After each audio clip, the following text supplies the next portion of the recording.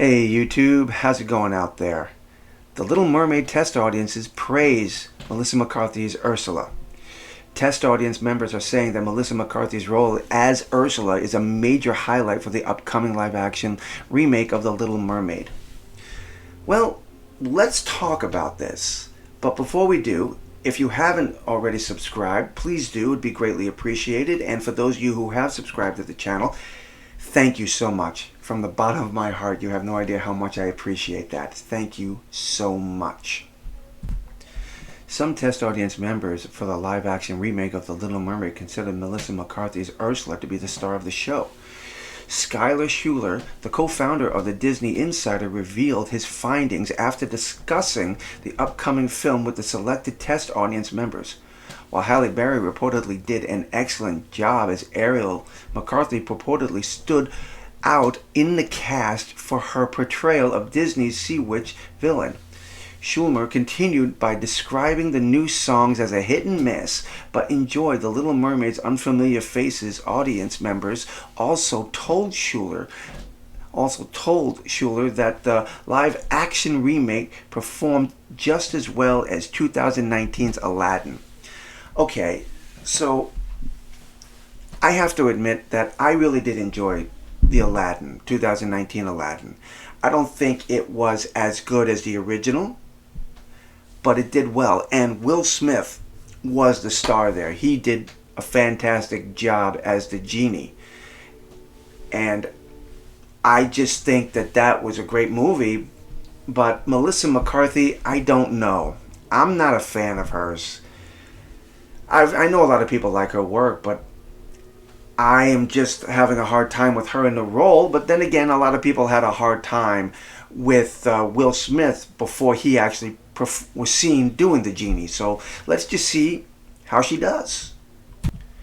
Okay, so in a tweet from Skylar Schuler, here's what I heard from the couple of people I talked to after they saw The Little Mermaid. The film is still far from finished. Halle was wonderful. Melissa McCarthy surprised the audience as Ursula and appeared to be the standout. Well, if that is true, then bravo. Excellent work.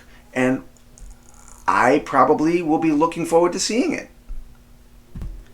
McCarthy, the famed comedic actor, recently appeared on screen for the film under the Disney umbrella, that being the Marvel Cinematic Universe entry Thor: Love and Thunder, which was a complete disaster at the theater. The role, brief as it may have been for her, utilized comic skills as a stage actor playing Hela, the villain played by Kate Blanchett in 2017's Thor Ragnarok, in a play put on by the Asgardians. Yet the MCU sequel wasn't even her only superhero film role in the past year, since she co-starred with Octavia Spencer in the 21 Netflix film Thunder Force as costumed crime fighters. This is the part of the article that's going to be a problem for this film. There's so many critics out there just from the tiny clip that came out several months ago, the trailer, and now we've got people out there crying racism. Oh, wait a minute, black girl shouldn't be playing Ariel. It's always been a white girl, you know. That type of stuff I don't want to even get into. I mean, that's just an argument. I just think to me it's dead on arrival. Because The Little Mermaid is a timeless classic and should be played by anyone who wants to play it. I don't see a problem here. However, The Little Mermaid remake remains controversial. At the D23 Expo, Disney unveiled the first teaser trailer, which featured Bailey singing a few lines from Part of Your World, aimed impressive underworld visuals.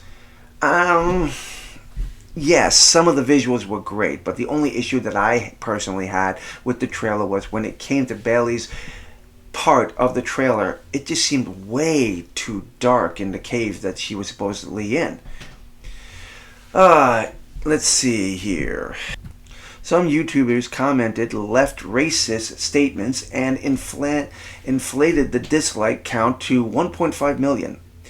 Yet, the grownish actor and Chloe X, Haley Singer, didn't appear fazed by all the haters. I feel like I'm dreaming, and I'm just grateful I don't pay attention to the negativity.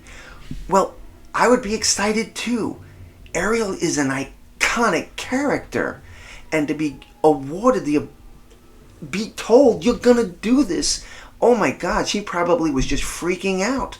Probably called everybody she knew, and then called people she didn't know. Jodie Benson, the voice of Ariel in the iconic '89 animated film, rushed to her support. "We need to be storytellers," Benson said, "and no matter what we look like on the outside, no matter our race, our nation, the color of our skin, or our dialect, whatever, I'm tall or thin, whatever, I'm overweight or underweight." We understand exactly what she's saying. Completely agree with that statement, totally. This is the only part of the article that I have a problem with. Consistently, McCarthy is no stranger to this type of social media backlash over film roles. As the co-star of director Paul Feig's 2016 remake of Ghostbusters, she and the rest of the cast were met with constant online derision by critics, fans, many whom disliked the very idea it's all-female lineup. As McCarthy responded back in 2016, all those comments, "You're ruining my childhood." I mean, really? 4 women doing any movie on Earth will destroy your childhood? Well, let's just... And I'm sorry, I'm deviating from the Little Mermaid here for a second because I have to be honest, I saw Ghostbusters Answer the Call. Ghostbusters Answer the Call 2016 was terrible. It really was. With jokes that were just dry, and a movie that basically was nothing more than a political statement. It really was. In the original Ghostbusters, you had 4 male scientists, well, 3 of them anyway. No, 2 of them, excuse me. One was kind of the comic relief, and the other one was just a guy looking for a job. And then you had Janine, which was an intelligence secretary. Now, let's move over to 2016, where we have 4 Ghostbuster females. We have 2 of them who are scientists. One of them is a nerdy scientist who looks like she's more high than anything else. And then we have the male secretary who is not intelligent. He's just there to show how dumb men are in this movie. And the jokes, holy cow, the jokes.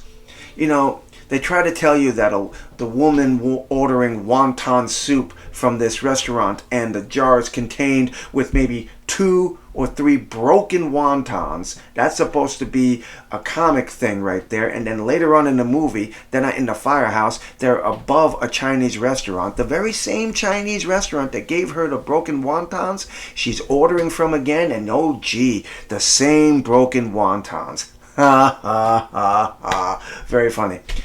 And then what other people got mad at is what the one scene that Bill Murray was in, and he opened up this container that held the ghost. He got thrown out of the window, and in a deleted scene, one of the Ghostbusters looks down at him and says, he wasn't man enough to be a Ghostbuster," something like that. I forgot the exact lines, but basically the movie was a train wreck. As for this movie, Melissa McCarthy, if everything is right about what is said here, that your impersonation or your interpretation of Ursula was taken so well, I look forward to seeing it. I want to see a good story. That's all we want. That's all we want when we go to the movies, or even when we turn on the television. We want a good story. No agendas. No political agendas. No agendas at all. Just tell a story. Please. People, I'm going to end the video right here, but I really would like to know what you think about all this. You think Melissa McCarthy's going to be good? Do you think the story's going to live up? I mean, right off the bat, they did tell us that the songs were a hit and miss, and that is a gamble that you take when you remake a classic such as The Little Mermaid. All the songs, everyone knows them and loves them. Well, you give me your thoughts, your comments. I really want to hear them. I'm W.F.S, your doctor, and until the next time, my friends, God bless you.